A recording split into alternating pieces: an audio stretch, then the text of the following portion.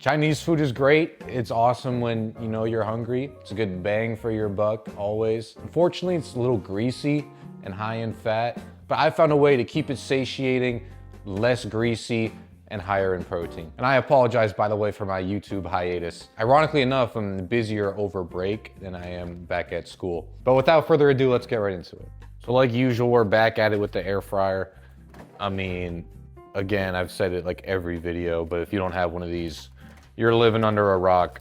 I use this for my sweet potatoes. It's great for shrimp. I make like sandwiches in here. Like I'll like construct a sandwich, put it in the air fryer and toast it a little bit. It goes really well. But today we're using the air fryer for the secret ingredient that keeps us so low calorie, which is the cauliflower rice. We're gonna be using the whole bag. So 60 calories, 12 carbs, 6 grams of protein, 0 grams of fat. There's honestly a lot of food and it's not calorically dense at all, which is awesome. First thing is we're just gonna pour this in here, all right? Simple enough. It's gonna be frozen, so I like to break it up a little bit.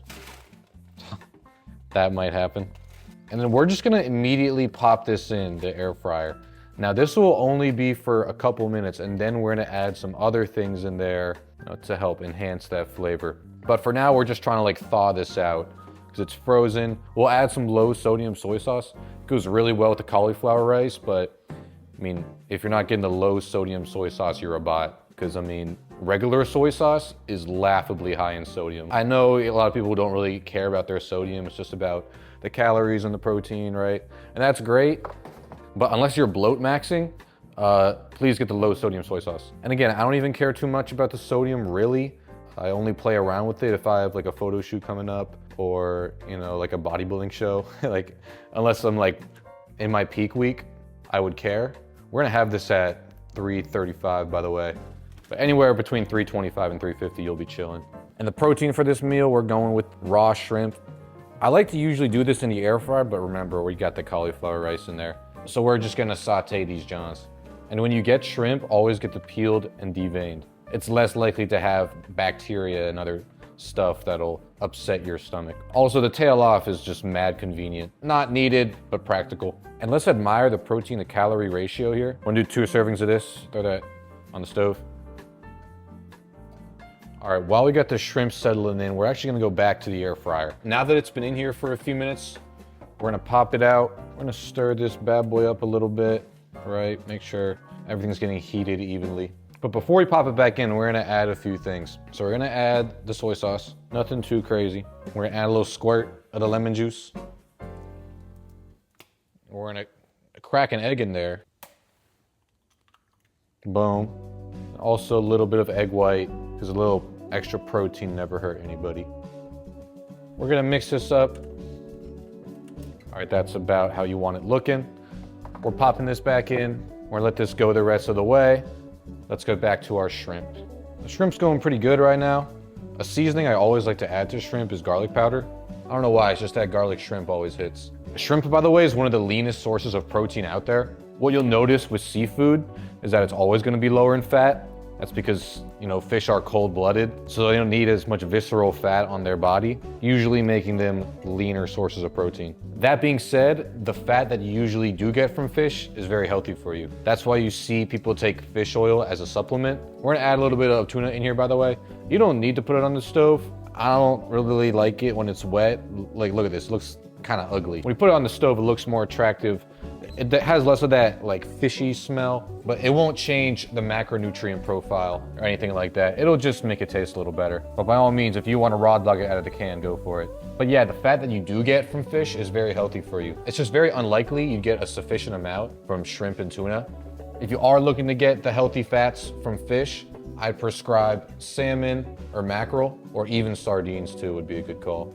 That's looking pretty good. It's probably only gonna need another couple minutes. Little side note, you know your shrimp is ready to go when you see it start to curl up like this. All right guys, we are all done with our cook. I'll put the macros right here, even though I probably have them in the thumbnail, unless I just clickbaited you guys. These are the real macros. But we aren't done yet. This needs a little color, it needs a little oomph. So when I'm making something like this, you gotta have like some kind of sauce on top. So if you like something spicy, this buffalo sauce goes pretty good. If not, regular hot sauce is also great. It's also 0 calorie. But what I'm gonna do today some sweet relish. And that's because I think relish always goes extremely well with seafood. Now, I'm not blessed enough to have a Kroger that has sugar-free sweet relish. If you do, I definitely tap into that. But either way, pickles are very low-calorie stuff, so this won't kill you. All right, there we go, mixing in the relish right now. It's gonna taste great. No, for shrimp and tuna, this is surprisingly fragrant. I think it definitely helps sauteing the tuna in the stove. But a real man isn't afraid of a little fishy smell, you know? Anyway, I'm gonna go ahead and mac on this. Appreciate you guys tuning in. If you have any questions or suggestions, you know, how would you make this meal better? What would you add to this? What would you take away from it? Because I love to add as many protein supplements to this as I can. Like, I didn't have to add the tuna in there, and you know, I didn't have to use cauliflower rice to keep it low calorie. But today's a low carb day for me because it's a rest day. So I gotta keep the calories pretty strict today. Before I end this video, I want to apologize real quick for taking a little bit of a sabbatical. I have been starting my business and it's been very hectic.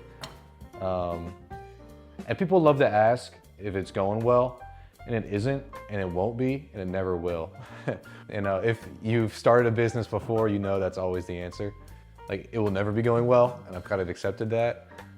But I'm enjoying the process. I'm enjoying the stress of it. That's what matters. But stay tuned for that. I'll definitely keep you guys posted on how that's going. I'll be more consistent about posting updates with that on my Instagram, so go ahead and check that out too. For those that don't know, I started an organic protein snack product line, and it's definitely shown its challenges. It's already made my pockets hurt, but that's all right, because I know in the end it'll pay off. But anyway, I'm gonna go ahead and reheat this because I've been talking too much. You guys have a great day. Please try this for yourself and let me know how it tastes. You guys have a good one. Peace.